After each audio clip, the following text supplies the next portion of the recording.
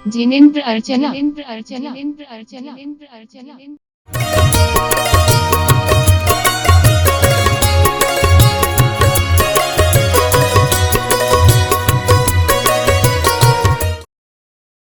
चाहे धर्म हो, चाहे हिंदू धर्म हो या वैश्य धर्म हो या कोई सा भी धर्म हो, उसका भी एक हर धर्म का एक चिन्ह होता है। चिन्ह से ही हर कुछ छुपा रहता है। प्यारी प्यारी भव्यात्माओं, जब अरहंत परमेष्ठी क्या कर रहे थे? तप के लिए निकले थे। जब तप के लिए निकलते हैं अरहंत परमेष्ठी, तो उनने 4 घातीय कर्मों को नष्ट किया है। और जब 4 घातीय कर्मों को नष्ट किया है तो 4 घातिया का और सोच रहे हैं। सिद्ध परमेष्ठी ने 8 कर्म को नष्ट किया है। अब वो कभी इस संसार में आने वाले नहीं है। सबसे पहले ये है, कौन से परमेष्ठी हैं जो बैठ करके आहार लेते हैं? अभिनय भैया, कौन से परमेष्ठी हैं? हाथ खड़ेगा, कोई चीटिंग नहीं करेगा। कौन से परमेष्ठी हैं? हाँ, कोई से परमेष्ठी है क्या? परमेष्ठी 3 परमेष्ठी, 2 परमेष्ठी नहीं है, बाकी 3 परमेष्ठी खड़े होकर आहार लेते हैं। ऐसा क्वेश्चन बनेगा आपका। चलिएगा, उसमें जब आचार्य उपाध्याय और साधु परमेष्ठी आहार के लिए निकलते हैं तो आप लोगों को पता है क्या होता है? मोक्ष मार्गस्य नेतारं वित्तारं कर्म भूभृतां ज्ञातारं विश्व तत्त्वानां वंदे तद्गुण लब्धये। मोक्ष मार्ग में बढ़ता कौन है? जो सम्यक दृष्टि जीव सम्यक दर्शन को प्राप्त कर लेता है, वह जीव मोक्ष मार्ग में बढ़ता है। जब मोक्ष मार्ग में आगे बढ़ता है बब्बात्माओं, तो क्या आपने भी एक जैन कुल की पर्याय प्राप्त की है? जैन कुल की पर्याय से आप भी श्रावक कुल की पर्याय से एक दिन मोक्ष प्राप्त कर सकते हैं। यदि आपने मोक्ष की प्राप्ति कर ली तो इस संसार में दोबारा भ्रमण नहीं करना पड़ेगा। तो भ्रमण कैसे करते हैं इसमें तो मैं आज बता रहा हूं। मोक्ष मार्गस्य नेतारम, मोक्ष में बढ़ने वाले आचार्य उपाध्याय और साधु होते हैं। चाहे वो आचार्य हो या उपाध्याय हो, जब उनकी समाधि होती है तो साधु परमेष्ठी से ही होती है। प्यारी प्यारी भव्यात्माओं, जब दीक्षा लेते हैं तो दीक्षा के समय उनको भी एक तप धारण करना पड़ता है। कहते हैं जरा सोच लो समझ लो भैया, ये तो संयम सौमेरु का द्वार है, इन कठिन व्रतों का पालना बच्चों का नहीं खिलवाड़ है। प्यारी प्यारी भव्यात्माओं, जब यह भजन चलता है और मुनियों की दीक्षा होती है, जब केस लॉन्च होते हैं, जब एक टाइम वो आहार के लिए निकलते हैं और जब वो सामायिक करते हैं, तो ये भव्यात्माओं ये लगता है कि 16 स्वर्ग भी यहीं पर उतर के आ गए। अरहंत मुद्रा में यही दिख रहे हैं मेरे को, मानो तो भगवान है नहीं तो पत्थर है। जैसे कि आज मैं गया था सौरीपुर बटेश्वर, कौन नहीं गया? सभी लोग गए होंगे मेरे को तो लग रहा है। सौरीपुर बटेश्वर में क्या नेमिनाथ भगवान की मूर्ति, जिस प्रकार से मैंने उनके दर्शन किए तो मेरे को लग रहा था जैसे यह सचमुच आचार्य परमेष्ठी की मुद्रा में मेरे से कोई बात कर रही हो।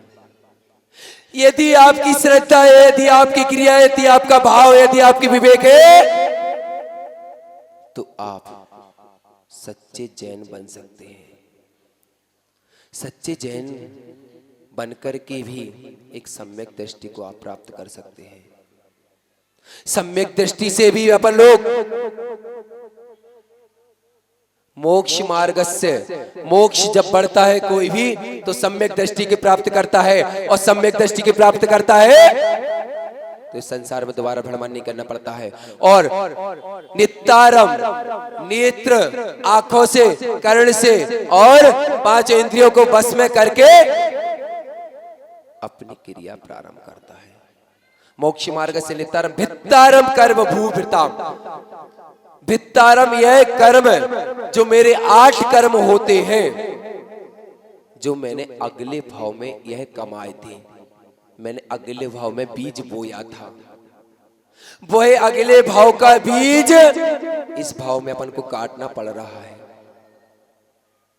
तो वही मैं देख रहा था सौरीपुर बटेश्वर में, जब मैं गया था तो जब मैंने भगवत परमेष्टि की मुद्रा बैठी है तो मैंने जिस प्रकार से कायुसर किया, और कायुसर में मेरे को लगा साक्षात भगवान वहां पर विराजमान हो गए।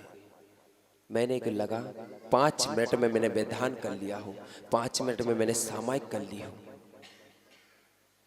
मेरे संग जो भी गए थे, मैंने बोला तुम लोग कितने पुण्यशाली भाग्यशाली जीव हो, जो यहाँ पर आकर के आप लोगों ने अपने कर्मों की निर्जरा की। यदि आप एक बार भी दर्शन कर लेते हैं तो जाने अनंत भाव की आपकी कर्मों की निर्जरा हो जाती है, और अनंत भाव की कर्मों की निर्जरा आपकी हो गई प्यारी प्यारी भव्यात्माओं, तो जाने आपको कितने पाप कट जाते हैं, कुछ भी नहीं पता चलता है।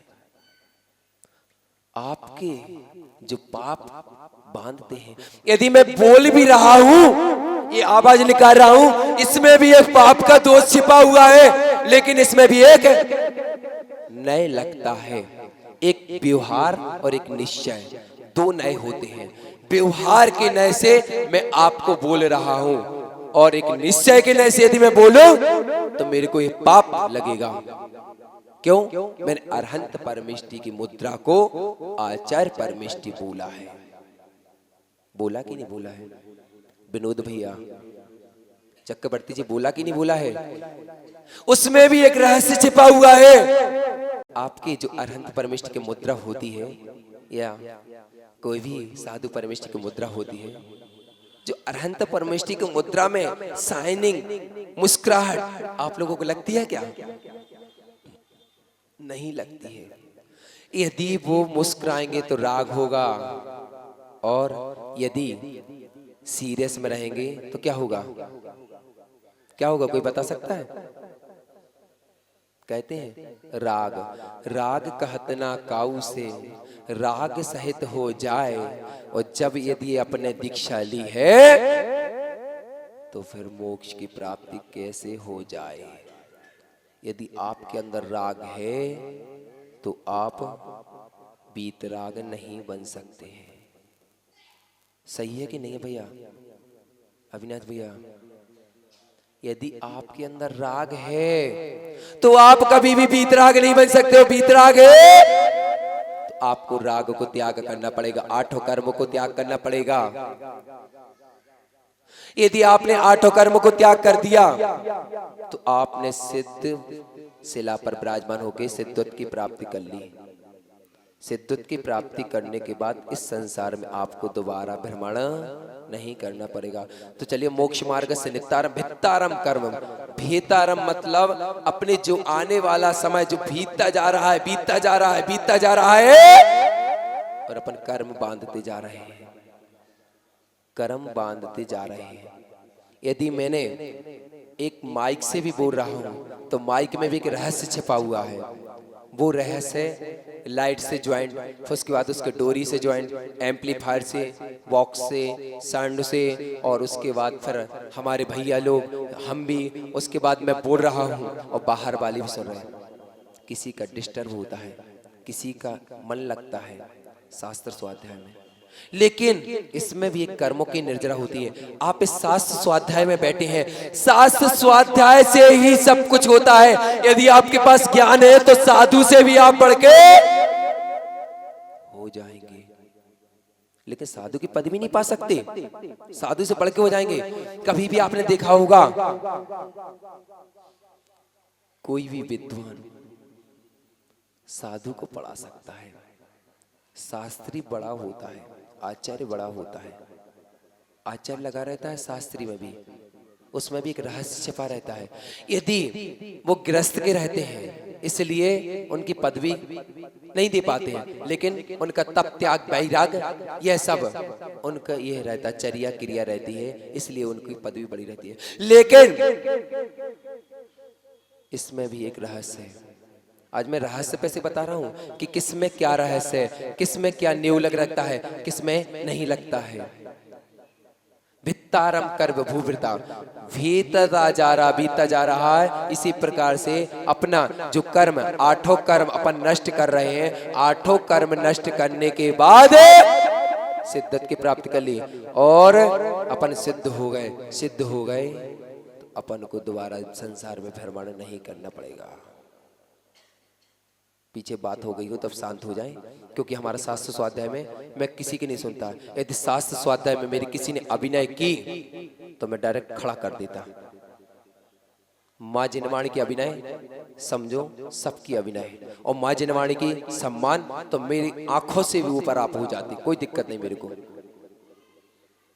हाँ, तो मैं बता रहा था मोक्ष मार्ग से नित्तारम भित्तारम कर्मभूता ज्ञातारम विश्व तत्वानाम, ज्ञान करते उसमें दिया है भक्तामर जी, आचार्य मान्य तुंग स्वामी ने दिया है। अल्पश्रुतम श्रुतवताम परिहासी धाम तद्भक्तारेव मुकुरी कुरुते वलान्मा। अल्पश्रुत, मैं अल्प ज्ञान हूं। क्या कह रहे मान्य तुंग स्वामी?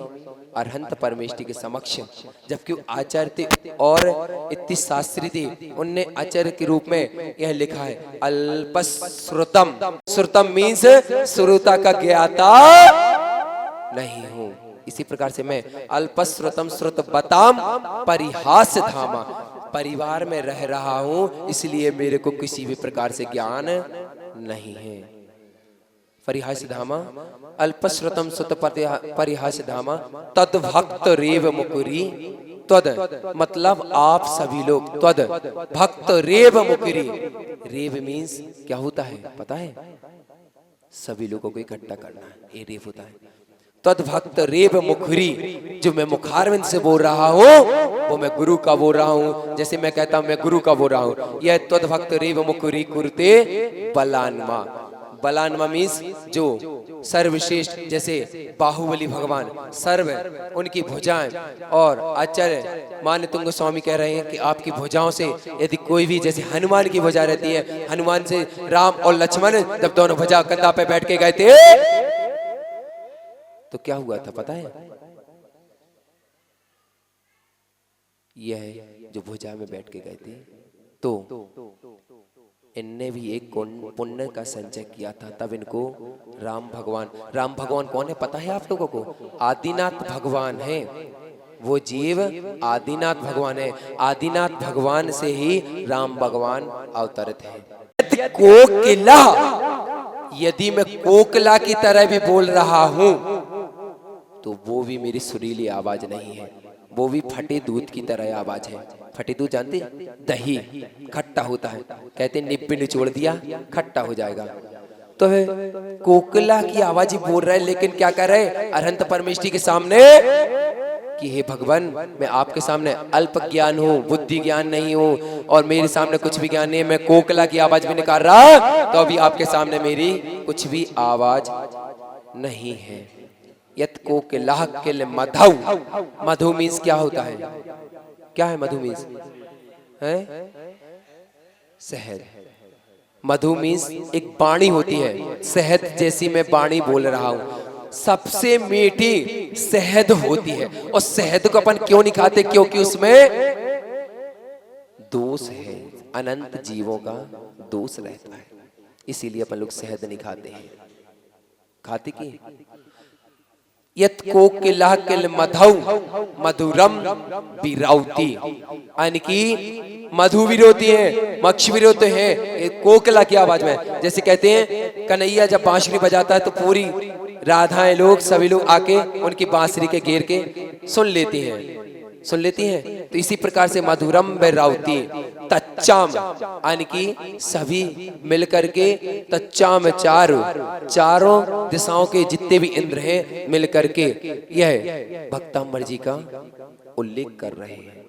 तच्चाम चारु कलका मीन्स होता है जो अभी है तो अभी है, कल नहीं छोड़ेंगे। जैसे कि स्वाध्याय है, जो स्वाध्याय मेरे को आज करना तो करो, कल का ना पल का भरोसा है, ना कल का भरोसा है, ना कल का भरोसा है, ना पल का भरोसा है। और कर ले आत्म का कल्याण, आज ही आत्म का कल्याण, कर ले आत्म का कल्याण, आज ही कर ले आत्म कल्याण।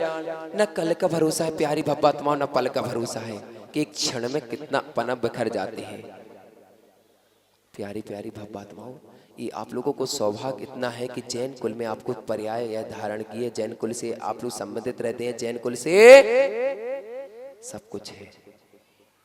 तच्चाम चारु कल का निकरई के हेतु, चाम एक कल का की तरह इकट्ठे होके तद्भक्त रेव मुकुरी कुलते बलानमा यत कोकिला किल मधु मधुरम विरोधी तच्चाम चारु कल का निकरई के हेतु। किसको समझ में नहीं आया इसमें से? सभी लोगों को आ गया? तो फिर वही चलता हूं मैं अरहंत परमेष्टि की। तो आचार्य उपाध्याय साधु तीनों परमेष्टि खड़े होकर के आहार लेते हैं। चलेगा। इसके बाद भैया का वहां से मैसेज आ गया मेरे पास। जिनेंद्र अर्चना